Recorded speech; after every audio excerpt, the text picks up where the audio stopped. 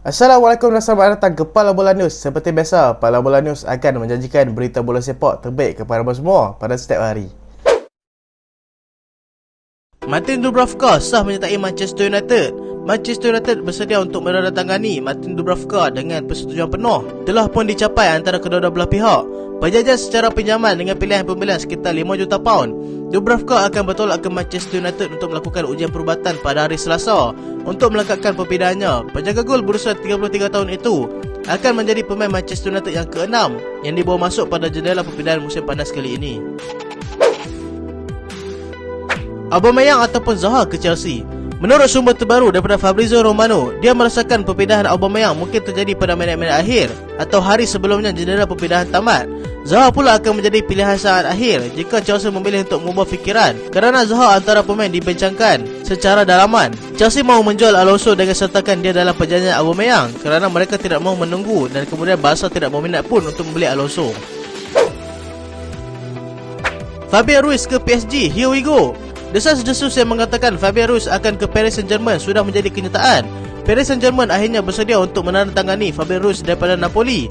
Menurut Fabrizio Romano, pemain antarabangsa Spanyol itu akan terbang ke Paris esok untuk menyelesaikan segala dokumen perjanjian. Fabian Ruiz akan menandatangani kontrak dengan Paris Saint-Germain sehingga Jun 2027 dengan yuran perpindahannya ke PSG sekitar 23 juta euro sahaja.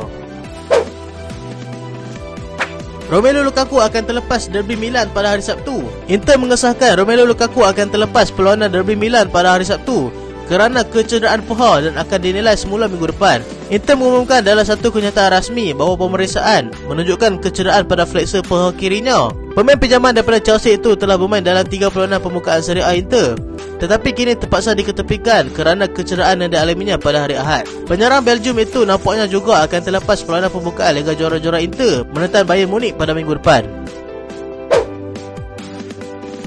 Ajax sedang mencari pengganti Antony. Setelah berjaya menjual Antony ke Manchester United dengan harga sekitar 100 juta euro, kini Ajax terpaksa mencari penggantinya. Ajax telah membuka rundingan rasmi dengan Sevilla untuk mendapatkan khidmat Lucas Ocampos.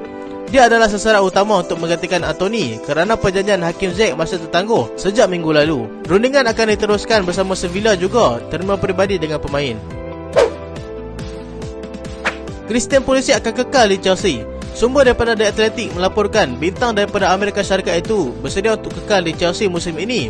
Pulisic menjadi sasaran untuk kemungkinan perpindahan pinjaman untuk kelab Liga Perdana Inggeris, dengan kedua-dua Manchester United dan juga Newcastle United adalah antara destinasi berpotensi. Chelsea dikatakan menolak kebenaran untuk melepaskannya secara pinjaman dan sebaliknya membuat keputusan untuk mengekalkan pemain berusia 23 tahun itu di London. AS Roma semakin hampir mendapatkan khidmat Mady Camara. Menurut Sky Sport Itali, Mady Camara akan menjalani ujian perubatannya bersama AS Roma esok sebelum perjanjian pinjaman dengan pilihan pembelian disertakan dan juga dilengkapkan. Pemain berusia 25 tahun itu berpindah ke AS Roma untuk menggantikan Gini Wijnaldum yang mengalami kecederaan fibula yang memaksanya diketepikan selama 4 bulan. Dia akan menyertai pasukan Jose Mourinho dengan pinjaman sekitar 1.2 juta euro daripada Olympiacos. Camara akan menjadi pemain terakhir yang dibawa masuk oleh Roma musim panas ini selepas mereka juga mengumumkan Andrea Belotti pada hari Ahad. Tottenham Hotspur mahu Harry Kane kekal lebih lama. Tottenham mahu membincangkan perjanjian kontrak baru dengan Harry Kane. Keinginan semua orang di dalam kelab ini adalah untuk Kane terus kekal lebih lama bersama Spurs dan menandatangani kontrak baru. Komen Antonio Conte mengenai perkara ini. Penyerang sensasi England itu juga sangat gembira dengan projek Conte dan para tici di Spurs ketika ini. Nottingham Forest semakin hampir mendapatkan khidmat Willy Boly. Nottingham Forest semakin hampir dengan pembelian mereka yang ke-19 musim ini. Perbincangan kini berjalan ke peringkat akhir. Willy Boly sebagai bek tengah baru dan ia benar-benar akan menjadi kenyataan. Nottingham Forest berharap dapat menyelesaikan dalam masa 24 jam untuk bersetuju dengan pihak Wolves, kemudian menyelesaikan ujian perbuatannya. Daniel James jadi buruan banyak kelab EPL. Tottenham telah membincangkan potensi pinjaman dengan pilihan pembelian untuk Daniel James dengan Leeds minggu lepas. Walau bagaimanapun, ia bukanlah satu perjanjian yang mudah kerana Everton juga mahukan pemain sayap. Persaingan masih lagi terbuka dan ia terpulang kepada pemain itu sendiri. Leeds juga akan gembira jika dapat mengekalkan James lebih lama. Wesley Fofana melakukan ujian perbuatannya di Amerika Syarikat. Fofana akan dipantau rapi pakar perubatan Chelsea untuk memastikan dia berada di tahap yang terbaik. The Athletic melaporkan pemain antarabangsa Perancis itu akan terbang ke New York untuk melengkapkan ujian perubatannya dan menenangkan fikirannya kerana dia mengalami masalah kecederaan serius beberapa bulan yang lalu. Tok Boehly dan juga pasukannya ingin memastikan kecederaan Fofana tidak akan menjadi penghalang dan ia berbalik untuk mengeluarkan bayaran yang besar untuk membelinya sekitar 75 juta pound.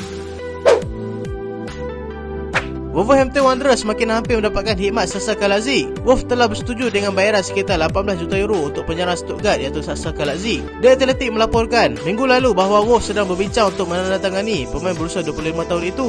Kalajdzic bersedia untuk menandatangani perjanjian 5 tahun dengan pilihan perpanjangan untuk musim seterusnya. Anthony belum berhasil menentang Leicester City pada hari Jumaat. Anthony akan melengkapkan perpindahannya ke Old Trafford secara rasmi dahulu sebelum didaftarkan untuk perlawanan. Anthony akan terbang ke Manchester pada hari Selasa untuk melakukan ujian perubatan. Dia akan bersama dengan ejennya untuk menandatangani kontrak yang telah diluluskan antara kedua-dua belah pihak dan kelab. Saga perpindahan ini akan berakhir sepenuhnya tidak lama lagi. Dan itulah berita pada kali ini dan terima kasih sebab tengok sampai habis. Jangan lupa like, jangan lupa share, jangan lupa subscribe. Aku Solehan. Assalamualaikum.